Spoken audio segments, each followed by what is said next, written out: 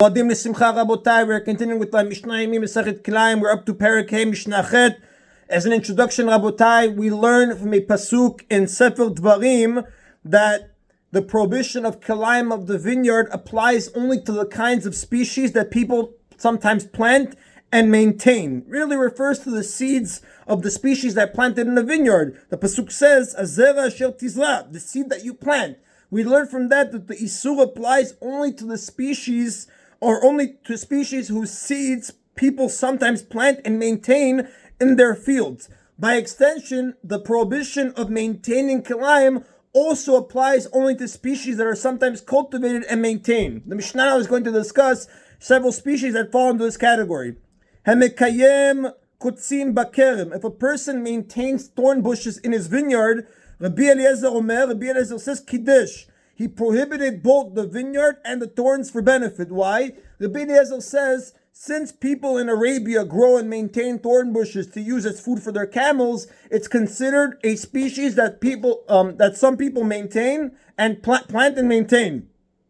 And really, according to Rabbi Eliezer, the logic is like this: as long as some people anywhere in the world, as people somewhere in the world cultivate a species, that's considered a species that people plant and maintain, even in places where it is not normally cultivated. But the sages say, Lo kidesh el adbar shekamu mikaymin. Nothing prohibits a vineyard except the species that is maintained in that place. Meaning, the Chachamim do not consider the custom of Arabia enough to classify thorn bushes as a species that people plant and maintain all over the world. Therefore, thorn bushes outside of Arabia do not prohibit a vineyard. The Rav does point out that the Chachamim do agree that a thorn bush in Arabia would be considered a species that people plant and maintain. Their point of distinction is outside of Arabia. Ha'irus v'kisom, the irus, which some people say is a iris or a small fern that grows in the cracks of rocks and stone walls. V'kisom, an ivy, v'shoshanat melech, and some people claim it as Rav says a type of rose. V'chol minei zraim, and all other similar types of seeds. Enam kilayim bakerem, they're not kilayim in the vineyard because these species are not generally cultivated. Now the Mishnah concludes by discussing two specific plants. Hakanbos, hemp, which follows the translation of the Rambam. Hemp is a plant whose stalks contain a tough fiber that is used to make rope and cloth, canvas. Hemp seeds are edible, and that's a very important point. Rabbi Tavon Omer, eno kilayim. Rabbi Tavon says it is not kilayim in a vineyard. V'chachamim omrim kilayim, but the sages say it is kilayim of the vineyard, because Rabbi Tavon does not consider hemp to be kilayim in the vineyard because it's cultivated mainly for its fiber, not for use as food. But the Chachamim say that since hemp is also cultivated for its edible seeds, it is kilayim, and the Rav says the halakha does follow these sages. V'kinras kilayim bakerem, and an artichoke is kilayim in a vineyard. And Mifarshim explain, although artichoke plants can last for several years in the ground, they are treated as vegetables in regard to kilayim of the vine, and not as trees which do not have kilayim do not become kilayim in a vineyard. That is in Rabotai Mishnah Chet in Perek Hey. Mishnah Vav now, Perek Vav Mishnah Aleph is going to introduce to us a new concept, so we're going to have to read an introduction. Now, we know that a vineyard has a work area around it 4 amot wide, where other species cannot be planted. Now, just to point out, vines grow in one of two ways. Either they are left to grow on their own, or they are directed to grow in a structure like a wall or the like. The second method is called training the vine. In the previous chapters, the Mishnayot discussed vines growing through the first method, that you just plant it and you let it grow on its own.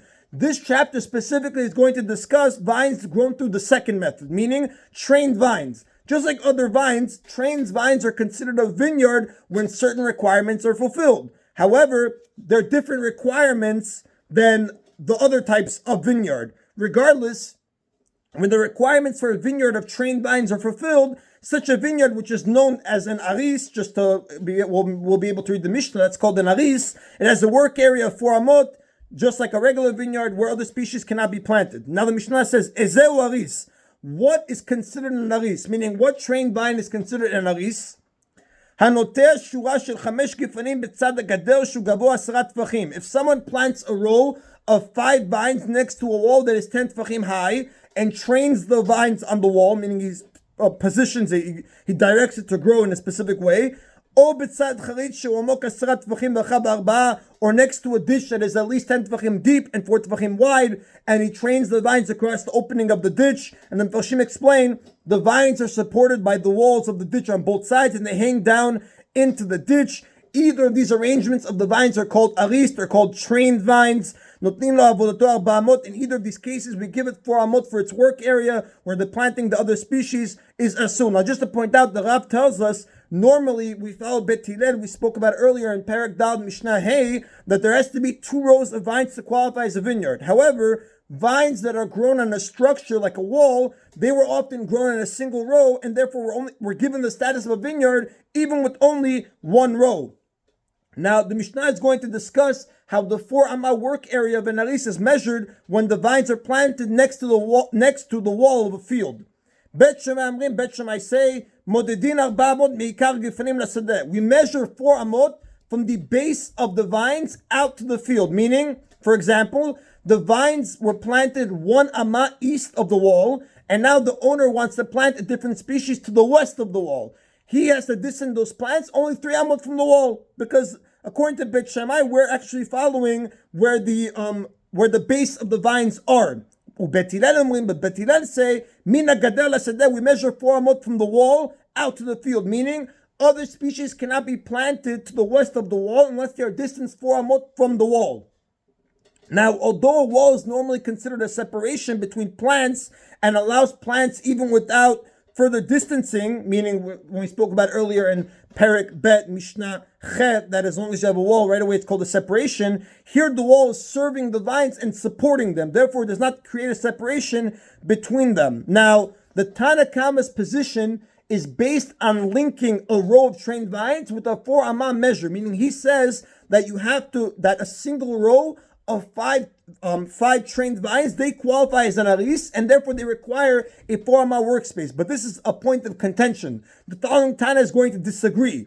He's going to teach an entirely different law of a row of trained vines with a 4 amah measure. Amar Rabbi Yochanan ben Nuri. Rabbi Yochanan ben Nuri says, To'im kol ha'omrim ken. All the people who say like this, that they say that this tradition teaches that a single row of 5 trained vines qualifies as an aris, they are mistaken. Why? A single row of a trained vine does not qualify as an aris. Meaning, Rabbi Yochanan ben Nuri says that Bet Hillel earlier in chapter 4 Mishnah Hey, when they said you have to have at least 2 rows of vines in order for the laws of a vineyard to apply, they, according to Rabbi Yochanan ben Nuri, they're not going to say that a single row of trained vines is going to qualify as an aris. Therefore, the vines are going to be considered individual vines.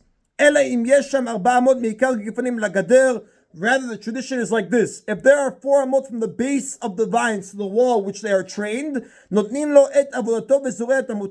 we give each vine its work area. We're going to say what that is soon, where it's asur to plant other species, and the grower can plant other species in the rest of the area between the vines and the wall. Now, the Mefarshim point out, according to Rabbi Yochanan ben Nuri, one is allowed to plant between the vines and the wall as long as he leaves a work area, which we're going to see right now with 6 tvachim around each vine. However, he teaches that there is a halachic tradition that this is allowed only if there is at least 4 amot between the base of the vines and the wall. Obviously, we know planting on the other side of the vines, the sign that it's farther from the wall, is always allowed. In his opinion, as long as the plants are distanced 6 tvachim, according to Rabbi Yochanan ben Nuri, that would be allowed, even on the other side of the wall, as long as it's 6 tvachim separation. Now the Mishnah says, the kama hi avodat gefen, how much is the work area of a single vine? 6 tvachim lechol ruach, 6 tvachim in every direction, meaning you make a radius of 6 tvachim around the vine's trunk. There you cannot plant other species. Rabbi Akiva omer shlosha. Rabbi Akiva says 3 tvachim in every direction, and the halacha does not follow Rabbi Akiva. That is the end of today's Mishnah. Mi rabotai, Baruch Adonai le'olam, amen v'amen.